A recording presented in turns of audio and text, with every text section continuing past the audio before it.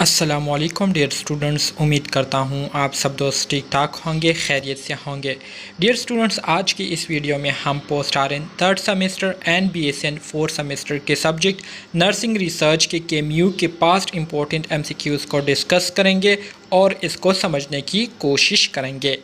Dear students, MCQs को discuss करने से पहले आप स्टूडेंट्स को बताता चलूँ कि ये एमसीक्यूज़ जो है बहुत ज़्यादा इम्पोर्टेंट है, बहुत ही ज़्यादा सिंपल है, तो इसलिए इसको गौर से सुने और इसको अंडरस्टैंड करने की कोशिश करें, क्योंकि इस एमसीक्यूज़ में से बहुत से एमसीक्यूज़ जो है आपके एग्ज़ाम में आने वाले हैं। सो इसलिए आपने इसको गौर से सुनना है ताकि आपको ये अभी इसी टाइम याद भी हो जाए और आप जो है इसको अच्छे तरीके से समझ भी सकें। ठीक है। हमारे साथ नर्सिंग रिसर्च के पास्ट एमसीक्यूज़ में से एमसीक्यूज़ नंबर 1 है, जिसमें कहते हैं कि knowledge develop from research can be use for. कहते हैं कि जो हम रिसर्च करते हैं तो रिसर्च करने के बाद हमारे साथ जो नॉलेज आती है, हम जो डेटा हासिल करते हैं रिसर्च के ज़रिए, ठीक है, तो इस डेटा को, इस नॉलेज को हम किस चीज़ के लिए यूज़ कर सकते हैं, तो इसको हम डिस्क्रिप्शन के लिए भी यूज़ कर सकते हैं। ठीक है, इसके साथ साथ एक्सप्लेनेशन के लिए भी यूज़ कर सकते हैं, प्रेडिक्शन के लिए भी यूज़ कर सकते हैं, और इसके अलावा हम इसको जो है मतलब ऑल ऑफ द अबव, इन तीनों चीज़ों के लिए हम इसको क्या कर सकते हैं, यूज़ कर सकते हैं। ठीक है, इसमें हमारे साथ क्या आएगा, इसमें हमारे साथ ऑल ऑफ द अबव आएगा, ऑप्शन डी हमारे साथ इसमें क्या आएगा, करेक्ट आएगा। ठीक है, फिर मज़ीद एमसीक्यूज़ नंबर 2 की तरफ आते हैं। एमसीक्यूज़ नंबर 2 में कहते हैं the appropriation and use of knowledge from other fields or discipline to guide nursing practice is। कहते हैं कि नर्सिंग प्रैक्टिस को इम्प्रूव करने के लिए जब हम दूसरे फील्ड से किसी किस्म की नॉलेज या थ्योरी को हम लेते हैं और उस थ्योरी को अपनी नर्सिंग प्रैक्टिस को इम्प्रूव करने के लिए इसको हम यूज़ करते हैं एज अ गाइडेंस, तो इस किस्म की जो प्रोसेस होती है इसको हम क्या कहते हैं, इसको हम बोरोविंग कहते हैं। ठीक है, बोरोविंग में हम क्या करते हैं, दूसरे डिसिप्लिन के जो थ्योरीज होती है, जो नॉलेज होती है, उसको हम क्या करते हैं, उसको हम यूज़ करते हुए अपनी जो नर्सिंग प्रैक्टिस है उसको इम्प्रूव करने की कोशिश करते हैं। एमसीक्यूज़ नंबर 3 में कहते हैं which method can be applicable for collecting qualitative data. कहते हैं कि क्वालिटेटिव डेटा को कलेक्ट करने के लिए हम कौन से मेथड को यूज़ कर सकते हैं। आर्टिफैक्ट से मुराद मतलब विजुअल, मतलब ऑब्जर्वेशन करना, इंटरव्यू करना, ठीक है, या मीडिया प्रोडक्ट्स के ज़रिए जो है आप डेटा कलेक्ट कर सकते हैं, तो इसमें हमारे साथ ऑल ऑफ द अबव आएगा। ठीक है, क्वालिटेटिव डेटा को कलेक्ट करने के लिए हम इन तीनों सोर्सेज को यूज़ कर सकते हैं। एमसीक्यूज़ नंबर 4 में कहते हैं कि which of the following is a method of qualitative research. कहते हैं मंदरजा झेल में से हमारे साथ क्वालिटेटिव रिसर्च का कौन सा मेथड है जो कि हम क्वालिटेटिव रिसर्च में करते हैं, तो करेक्ट ऑप्शन इसमें हमारे साथ ऑप्शन ए आएगा, which is grounded theory research. ठीक है, ऑप्शन ए। एमसीक्यूज़ 5 में कहते हैं कि डिडक्टिव रीजनिंग जो है, इसको हम किस किस्म की रिसर्च में डिडक्टिव रीजनिंग करते हैं, क्वालिटेटिव में करते हैं या क्वांटिटेटिव में करते हैं या एक्शन रिसर्च या अप्लाइड रिसर्च में करते हैं, तो करेक्ट ऑप्शन इसमें हमारे साथ क्या आएगा, क्वांटिटेटिव रिसर्च आएगा। और ये एमसीक्यूज़ जो है आपके एग्ज़ाम में आया हुआ होगा। ठीक है, इसलिए आप इसको याद रखें कि जो डिडक्टिव रीजनिंग है इसको हम क्वांटिटेटिव रिसर्च में करते हैं, और जो एक हमारे साथ डिडक्टिव होता है और एक हमारे साथ इंडक्टिव होता है। डिडक्टिव क्वांटिटेटिव में करते हैं और इंडक्टिव जो है वो हम क्वालिटेटिव रिसर्च में करते हैं। ठीक है, एमसीक्यू 6 में कहते हैं कि Which of the following is a qualitative research design where life experiences of individual are examined in their life world। ठीक है, कहते हैं कि हमारे साथ क्वालिटेटिव रिसर्च डिज़ाइन की वो कौन सी किस्म है जिसमें हम अपने जो पार्टिसिपेंट होते हैं, जिन्होंने रिसर्च में पार्टिसिपेट किया हुआ होता है, तो उनको जब हम एक ख़ास सिचुएशन में डालते हैं तो उस सिचुएशन के दौरान वो जो एक्सपीरियंस कर रहे होते हैं, तो उनके एक्सपीरियंस के ज़रिए फिर हम उनसे जब क्या करते हैं, डेटा लेते हैं, उनसे जानने की कोशिश करते हैं और उनके जो फीलिंग्स होते हैं, ठीक है, उन्होंने जो एक्सपीरियंस किया हुआ होता है उसको हम जानने की कोशिश करते हैं। तो कहते हैं कि ये हम किस किस्म के मेथड में हम इस तरह की जो क्वालिटेटिव रिसर्च डिज़ाइन है इसको यूज़ करते हैं। तो ऑप्शन ए दिया गया है ethnography, option B phenomenology, option C grounded theory and option D historical. तो करेक्ट ऑप्शन MCQ 6 में हमारे साथ ऑप्शन बी आएगा विच इज़ फिनोमिनोलॉजी। ठीक है, फिनोमिनोलॉजी ये हमारे साथ क्वालिटेटिव रिसर्च डिज़ाइन की एक किस्म है। ठीक है, MCQ 7 में कहते हैं कि which of the following is the characteristics of qualitative research. कहते हैं मंदरज ज़ेन में से क्वालिटेटिव रिसर्च की कोई करेक्टरिस्टिक जो है ये हमें बताए। Deductive reasoning, deductive process, control over the context, fix research design या इंडक्टिव प्रोसेस। तो इसमें हमारे साथ क्या आएगा, इंडक्टिव प्रोसेस हमारे साथ क्या आएगा, करेक्ट आएगा। अभी मैंने स्टार्ट में आपको बताया था। ठीक है, MCQs 8 में कहते हैं which of the following qualitative method focuses on description and interpretation of cultural behaviour. कहते हैं कि क्वालिटेटिव मेथड में हमारे साथ मंदरज ज़ेन में से वो कौन सा मेथड होता है जिसमें हम क्या करते हैं, जिसमें हम किसी ख़ास कल्चर बिहेवियर को क्या करते हैं, उसको डिस्क्राइब करते हैं और उसको इंटरप्रेट करते हैं। तो option A phenomenology, option B grounded theory, option C ethnography या ऑप्शन डी सिंबॉलिक इंटरेक्शनिज्म। तो करेक्ट ऑप्शन MCQ 8 में हमारे साथ ऑप्शन सी आएगा। ठीक है, इथनोग्राफी ये हमारे साथ वो मेथड है या वो डिज़ाइन है क्वालिटेटिव रिसर्च का जिसमें हम क्या करते हैं, जिसमें हम लोगों के जो कल्चर या सब कल्चर होते हैं उसके बारे में हम स्टडी करते हैं और डेटा कलेक्ट करते हैं। ठीक है, MCQ 9 declaration of Helsinki is related to. कहते हैं जो हेलसिंकी डिक्लेरेशन है ये किस चीज़ के साथ रिलेटेड है। ठीक है, option A qualitative research, option B genetic research, option C ethical standards in research and option D research design. तो करेक्ट ऑप्शन MCQ 9 में हमारे साथ ऑप्शन सी आता है which is ethical standards in research. ठीक है, डिक्लेरेशन ऑफ हेलसिंकी ये असल में हमारे साथ एक मुआहदा था, एग्रीमेंट थी जिसमें ये बात बताई गई थी कि जब भी हम रिसर्च करेंगे तो रिसर्च के दौरान हम रिसर्च के जो लिमिटेशन है, जो स्टैंडर्ड्स है उसका ख्याल रखेंगे। इसके साथ साथ रिसर्च के दौरान जो पार्टिसिपेट करने वाले सब्जेक्ट्स होंगे तो उनके राइट्स का हम क्या करेंगे, उनकी राइट्स के, उनकी प्राइवेसी का हम क्या करेंगे, मुकम्मल तौर पर उसका ख्याल रखेंगे। ठीक है, MCQ 10 3 factors are important regarding the rights of the participant including all except। कहते हैं कि 3 फैक्टर्स जो है ये हमारे साथ पार्टिसिपेंट के जो राइट्स है, जो हकूक़ है उसके हवाले से बहुत ज़्यादा ज़रूरी है सिवाय एक के।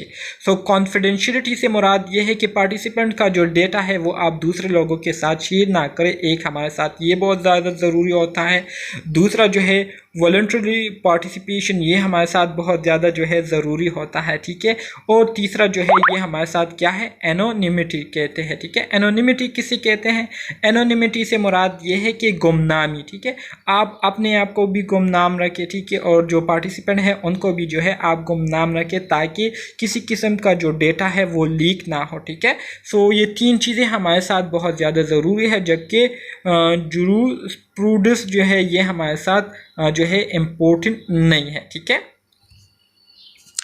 MCQs 11 में कहते हैं MCQ जो 10 है इसमें हमारे साथ जो करेक्ट ऑप्शन आएगा वो क्या आएगा, इसमें हमारे साथ जो करेक्ट ऑप्शन आएगा वो ऑप्शन डी आएगा। ठीक है, इसी तरह से MCQs नंबर 11 की तरफ आ जाते हैं। MCQs नंबर 11 में कहते हैं कि the principles of ethics in nursing research include.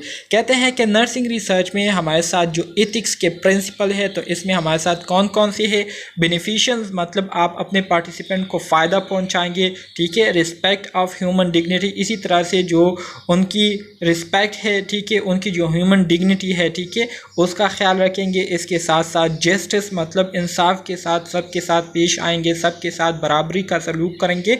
इसमें हमारे साथ ऑल ऑफ द अबव आएगा। MCQ 12 inform consent process is strictly followed to ensure the rights of the prospective subject in research element of informed consent include all except one. कहते हैं कि जो inform consent process होता है तो ये बहुत स्ट्रिक्टली जो है फॉलो किया जाता है रिसर्च प्रोसेस में। सो इन्फॉर्म कंसेंट के जो हमारे साथ एलिमेंट्स होते हैं या कंपोनेंट्स होते हैं वो मंदरजा झील में से तमाम है सिवाय एक के। सो इन्फॉर्म कंसेंट में हम अपने पेशेंट को जो प्रोसीजर उन पर करने वाले होते हैं तो उसके हवाले से हम उनको एसेंशियल इंफॉर्मेशन देते हैं, ठीक है। इसके साथ साथ comprehension of consent information, involuntary consent या competency to give consent। तो इसमें हमारे साथ जो करेक्ट ऑप्शन आएगा MCQs नंबर 12 में तो वो हमारे साथ क्या आएगा, ऑप्शन सी आएगा। इनवॉलंटरी कॉन्सेंट के अलावा बाकी जो 3 है हमारे साथ, मतलब essential information for consent, comprehension of consent information and competency to give consent, तो ये हमारे साथ क्या है, ये हमारे साथ इन्फॉर्म कॉन्सेंट के कंपोनेंट्स में आते हैं, ठीक है। मज़ीद आगे बढ़ते हैं MCQs नंबर 13 की तरफ। MCQs 13 में कहते हैं कि a hypothesis which a researcher tries to disprove is, कहते हैं वो हाइपोथेसिस जिसको रिसर्चर जो है उसको डिस्प्रूव करना चाहता है तो उस हाइपोथेसिस को हम क्या कहते हैं, उस हाइपोथेसिस को हम नल हाइपोथेसिस कहते हैं, ठीक है। तो इसमें हमारे साथ जो करेक्ट ऑप्शन आएगा वो क्या आएगा, ऑप्शन बी आएगा, नल हाइपोथेसिस, ठीक है। MCQs 14 में कहते हैं the systematic explicit and reproducible method for identifying, evaluating and synthesizing the existing body of completed and recorded work produced by researchers, scholars and practitioners is, कहते हैं कि हमारे साथ वो प्रोसेस जिसमें हमारे साथ systematic explicit and reproducible method होता है, जिसके ज़रिए हम क्या करते हैं, जिसके ज़रिए हम डेटा को आइडेंटिफाई करते हैं, उसकी इवाल्यूएशन करते हैं और पहले से मौजूद हमारे पास जो रिकॉर्ड होता है तो उसको हम दोबारा से क्या करते हैं, सिंथेसाइज करते हैं, ठीक है। तो कहते हैं कि इस मेथड को क्या कहते हैं, तो इस मेथड को लिटरेचर रिव्यू कहते हैं। तो ऑप्शन ए इसमें हमारे साथ करेक्ट आएगा, ठीक है। लिटरेचर रिव्यू से क्या मुराद है, लिटरेचर रिव्यू से मुराद ये है कि जब आप कोई रिसर्च करते हैं तो रिसर्च करने से पहले और जिस ख़ास पार्टिकुलर टॉपिक के हवाले से आप रिसर्च करने वाले होते हैं तो ज़ाहिरी बात है उस टॉपिक पर रिसर्च करने वाले आप पहले बंदे नहीं होते, बल्कि आपसे पहले भी बहुत ज़्यादा लोगों ने उस पर रिसर्च किया हुआ होता है। तो उन लोगों की जो रिसर्च है उसको जब आप रिव्यू करते हैं, ठीक है, उसकी एक समरी जब आप पेश करते हैं, ठीक है, उसकी एक समरी जब आप बनाते हैं तो इसको हम क्या कहते हैं, लिटरेचर रिव्यू कहते हैं, ठीक है। MCQs 15 we can ensure trustworthiness and quality in qualitative research by, कहते हैं कि हम अपने आप को जो है क्वालिटेटिव रिसर्च में जो है अपने आप को ट्रस्टवर्थनेस और क्वालिटी जो है उसको हम क्या करते हैं, उसकी हम ख्याल रखते हैं, क्वालिटी की उसको इंश्योर करते हैं। तो ये हमारे साथ किसके ज़रिए हम करते हैं, डिपेंडेबिलिटी के ज़रिए, ट्रांसफरेबिलिटी के ज़रिए, इन्फॉर्म कंसेंट के ज़रिए या बोथ ए बी, इसमें हमारे साथ करेक्ट आएगा option D, both A B, ठीक है। मतलब डिपेंडेबिलिटी और ट्रांसफरेबिलिटी के ज़रिए हम अपने जो क्वालिटेटिव रिसर्च है उसकी जो क्वालिटी और ट्रस्टवर्थनेस है उसको हम क्या करते हैं, उसको हम इम्प्रूव करते हैं। MCQ 16 में कहते हैं कि हमारे साथ जो लिटरेचर रिव्यू है तो लिटरेचर रिव्यू हम किस तरह से करते हैं, इसमें हमारे साथ कौन कौन से स्टेप्स जो है इन्वॉल्व होते हैं।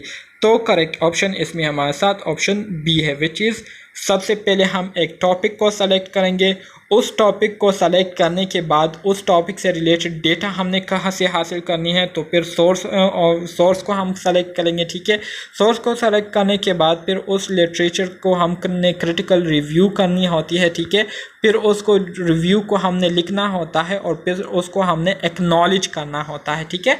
तो ये 5 स्टेप्स जो है ये हमारे साथ क्या है, ये 5 स्टेप जो है हमारे साथ लिटरेचर रिव्यू में आते हैं, ठीक है।